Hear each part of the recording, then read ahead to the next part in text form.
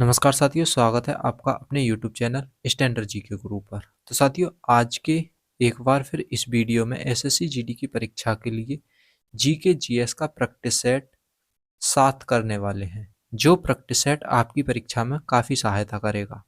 तो चलिए friends, start करते हैं। यदि आपको वीडियो पसंद आए तो चैनल को सब्सक्राइब कर लीजिए और वीडियो को लाइक करके दोस्तों के साथ शेयर कर दीजिएगा। तो चलिए स्टार्ट करते हैं। तो फ्रेंड्स, पहला प्रश्न है, निम्नलिखित में से कौन सा नृत्य मध्य प्रदेश के मालवा क्षेत्र के ग्रामीण इलाकों की महिलाओं द्वारा किया जाता है? तो जो मध्य प्रदेश के ग्रामीण इलाकों की महिलाओं द्वारा जो नृत्य किया जाता है, कौन सा नृत्य किया जाता है? तो फ्रेंड्स, ये जो नृत्य किया जाता है, मटकी नृत्य किया जाता है मध्य प्रदेश के मालवा क्षेत्र की ग्रामीण महिलाओं द्वारा। मटकी नृत्य। तो यहाँ पर 4 ऑप्शन हमारा राइट हो जाता है। तो डांडिया कहाँ पर होता है? डांडिया जो नृत्य है हमारा गुजरात में होता है। थरियट्टम नृत्य कहाँ हो जाता है? थरियट्टम केरल में होता है।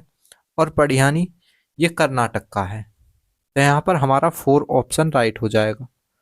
अगला प्रश्न फ्रेंड्स, 2 नंबर, खिलाड़ियों और उनके जन्म के राज्य और केंद्र शासित प्रदेश से संबंधित निम्नलिखित में से कौन सा एक गलत है?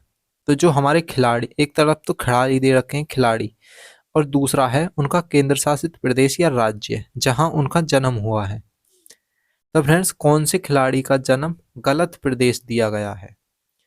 तो फ्रेंड्स, बात कर लें सोनिया मिर्जा की। तो सोनिया मिर्जा का जो जन्म हुआ था महाराष्ट्र में हुआ था, सही है। और जी अंजुमन चोपड़ा का जन्म नई दिल्ली में हुआ था, बिल्कुल सही है। मिताली राज का जन्म कहाँ पर हुआ था? तमिलनाडु में नहीं हुआ था।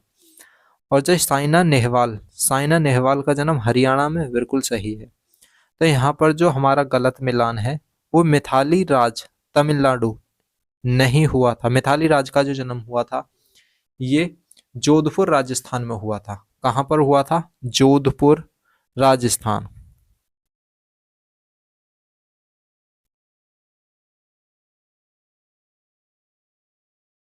राजस्थान राजस्थान हो जाएगा, जोधपुर राजस्थान में हुआ था। तो यहाँ पर थर्ड ऑप्शन हमारा राइट हो जाएगा, जिसका मिलान गलत है। तीसरे नंबर का ऑप्शन राइट।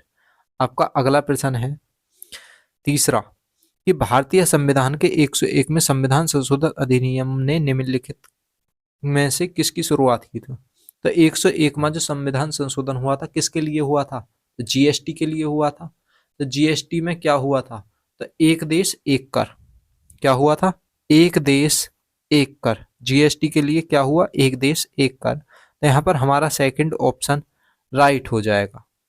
अगला प्रश्न है कि कोशिका द्रव में राइबोसोम और माइक्रोकांड्रिया और गाल्जिका जैसे किस में होते हैं? तो कोशिका द्रव में राइबोसोम, माइक्रोकांड्रिया और गाल्जिका जैसे अंग कोशिका अंग में होते हैं। किस में होते हैं? गाल्जिका जैसे अंग कोशिका अंग में होते हैं। तो यहाँ पर थर्ड ऑप्शन हमारा राइट जवाब हो जाएगा कि कोशिका द्रव में राइबोसोम, माइक्रोकांड्रिया, गाल्जिका जैसे अंग होते हैं। तो थर्ड ऑप्शन यहाँ पर राइट है। आपका अगला प्रश्न है 5 नंबर, निम्नलिखित 4 में से 3 व्यापार के लिए सहायक हैं और अतः एक समूह बनाते हैं, वह कौन सा है जो उस समूह से संबंधित नहीं है? तो 4 तो व्यापार के लिए सहायक हैं, एक चौथा समूह है जो व्यापार में सहायता नहीं करता है। तो कौन सा है? तो व्यापार किस किस के द्वारा होता है? परिवहन द्वारा व्यापार होता है, सही है। कृषि द्वारा, तो कृषि में तो कृषि यानी खेती उगाई जाएगी, किस में आएगा? ये प्राथमिक क्षेत्र में आ जाता है। तो भंडारण ये भी व्यापार में आएगा, और बीमा ये भी व्यापार में आएगा। तो यहाँ पर हमारा सेकंड ऑप्शन राइट हो जाएगा। कौन सा ऑप्शन? सेकंड। कृषि जो है उत्पादन में आ जाती है, प्राथमिक क्षेत्र। अगला प्रश्न है आपका 6, कि गौतम बुद्ध के भक्तों द्वारा मनाई जाने वाली बुद्ध पूर्णिमा हिंदू माह के किस महीने में मनाई जाती है? तो जो गौतम बुद्ध के भक्तों द्वारा मनाई जाने वाली बुद्ध पूर्णिमा है, ये हिंदू माह के किस महीने में मनाई जाती है? तो फ्रेंड्स, बात करें हम बुद्ध पूर्णिमा की, तो बुद्ध पूर्णिमा जो मनाई जाती है ये वैशाख में मनाई जाती है। तो ये कब मनाई जाती है? बुद्ध पूर्णिमा वैशाख में मनाई जाती है। आपका अगला प्रश्न है 7 नंबर कि सुनंदा नायर ने मुंबई विश्वविद्यालय से किसमें नृत्य शैली में पीएचडी की। तो सुनंदा नायर ने जो मुंबई विश्वविद्यालय से पीएचडी करी थी वो किसमें करी थी। तो कुचिपुड़ी में करी थी, या कथकली में, या मोहिनीअट्टम में, या भरतनाट्यम में। तो सुधा नायर ने जो मुंबई विश्वविद्यालय से पीएचडी करी थी वो किस में करी थी, मोहिनीअट्टम में करी थी। मोहिनीअट्टम यहाँ पर थर्ड राइट जवाब हो जाएगा, मोहिनीअट्टम। अगला प्रश्न है फ्रेंड्स कि बजरंग पूनिया ने किस टूर्नामेंट में दौलत नियाज़वेकोव को हराकर कांस्य पदक जीता था।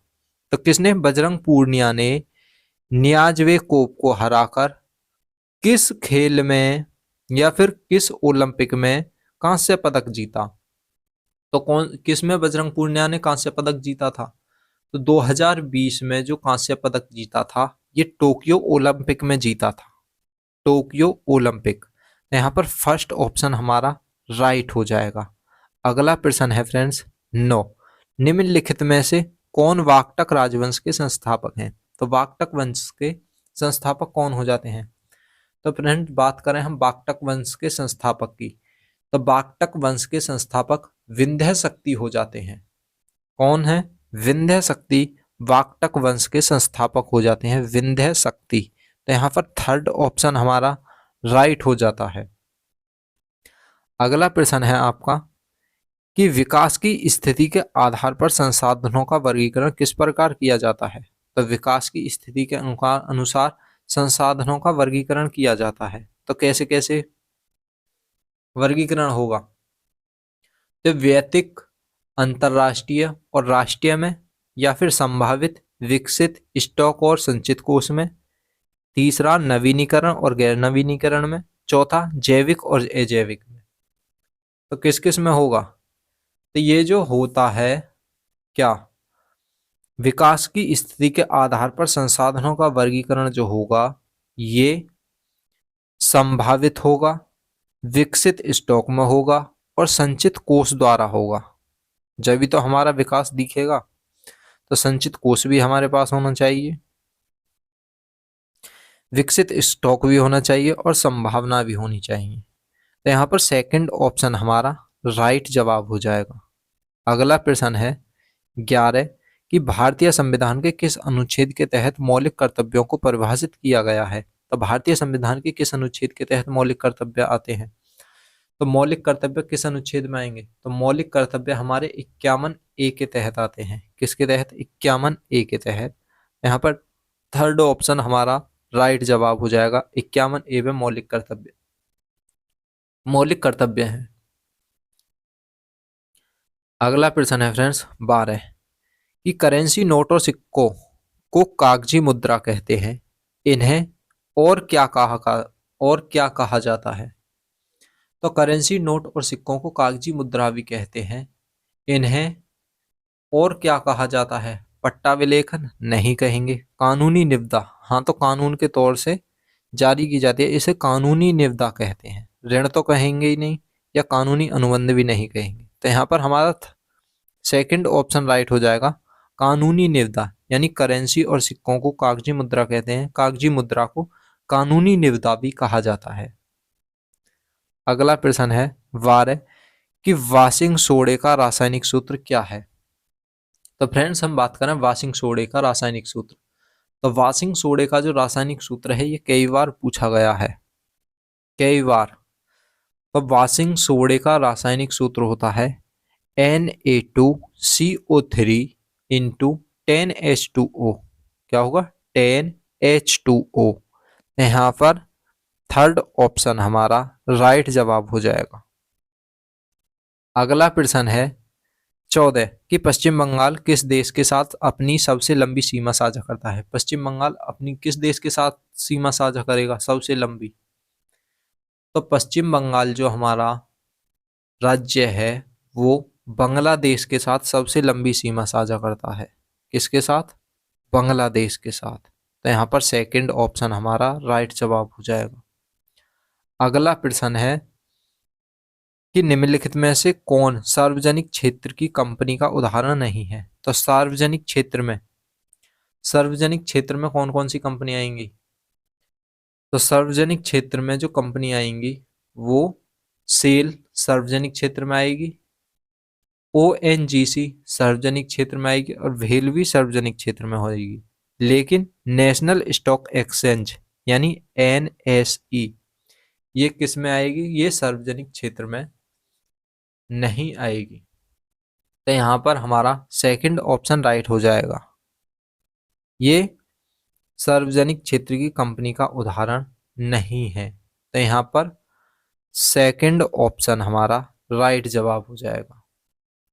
अगला प्रश्न है कि विनिर्मित वस्तुओं का निर्माण व्यापार और वाणिज्य को क्या करता है? तो विनिर्मित वस्तुओं का निर्माण व्यापार और वाणिज्य क्षेत्र को फैलाने में मदद करता है। तो जो विनिर्मित वस्तुएं होंगी उनका निर्यात होगा, व्यापार और वाणिज्य फैलेगा। तो किसमें काम करेंगी? फैलता है। तो यहाँ पर फर्स्ट ऑप्शन राइट जवाब हो जाएगा। अगला प्रश्न 17 कि नवंबर 2022 तक की स्थिति के अनुसार भारत में एक राजनीतिक दल राष्ट्रवादी कांग्रेस पार्टी के अध्यक्ष कौन है? तो राष्ट्रवादी कांग्रेस पार्टी के अध्यक्ष 2022 तक की स्थिति के अनुसार, तो नवंबर 2022 तक की स्थिति के अनुसार जो भारत के एक राजनीतिक दल राष्ट्रवादी कांग्रेस के अध्यक्ष शरद पवार थे। कौन थे? शरद पवार। तो यहाँ पर 4 ऑप्शन राइट हो जाएगा। ये राजनीति से संबंधित प्रश्न है करंट का, जो 2022 की परीक्षा में 2023 में पूछा गया था फरवरी में। तो शरद पवार हो जाते हैं। अगला प्रश्न है आपका 18 1928 में दिल्ली में फिरोज शाह कोटला मैदान में एक बैठक में किसकी स्थापना की गई थी? इसके नेता में भगत सिंह, जितन दास और अजय घोष थे। तो भगत सिंह, जितन दास और अजय घोष ने फिरोज शाह कोटला मैदान में हिंदुस्तान सोशलिस्ट रिपब्लिक एसोसिएशन की स्थापना करी थी। किसकी? Hindustan socialist Republic association party की स्थापना करी। तो यहां पर हमारा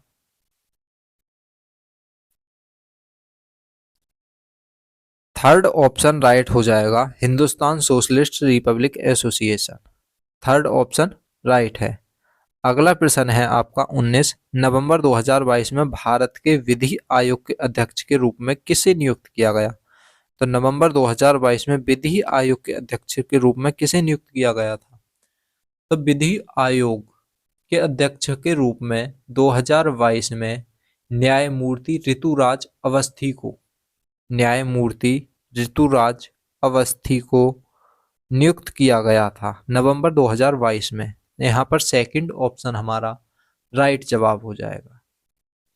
अगला प्रश्न है हमारा कि 20 नंबर और लास्ट प्रश्न, निम्नलिखित में से कौन सा कथन भारत के संसद के संयुक्त सत्र के बारे में नहीं है? तो किसके बारे में बात कर रहा है ये? भारत के संसद के संयुक्त सत्र के बारे में। तो भारत के सत्र के संयुक्त सत्र के बारे में बात कर रहा है। कौन सा कथन सही नहीं है? तो अब तक दोनों सदनों की संयुक्त बैठक 3 मौकों पर हो चुकी है। किस पर होती है? 3 मौकों पर हो चुकी है। राज्यसभा के उपसभापति उपराष्ट्रपति संयुक्त सत्र की अध्यक्षता करते हैं। तो ये बिल्कुल सरासर गलत है। कौन सा कथन गलत है? कि राज्यसभा के सभापति उपराष्ट्रपति संयुक्त सत्र की अध्यक्षता करते हैं। तो ये कथन जो है बिल्कुल गलत है। राष्ट्रपति संयुक्त सत्र के लिए दोनों सदनों की बैठक बुला सकता है, बिल्कुल सही है। संसद के दोनों सदनों के बीच गतिरोध को दूर करने के लिए संयुक्त सत्र का आयोजन किया जाता है, ये भी सही है। यहाँ पर ये संयुक्त सत्र के बारे में कथन बिल्कुल गलत है। यहाँ पर सेकंड कथन हमारा गलत हो जाएगा, तो 2 नंबर का राइट जवाब हो जाएगा। यदि फ्रेंड्स आपको वीडियो पसंद आए तो चैनल को सब्सक्राइब करें और वीडियो को लाइक करके दोस्तों के साथ शेयर करें। मिलते हैं नेक्स्ट वीडियो में। धन्यवाद।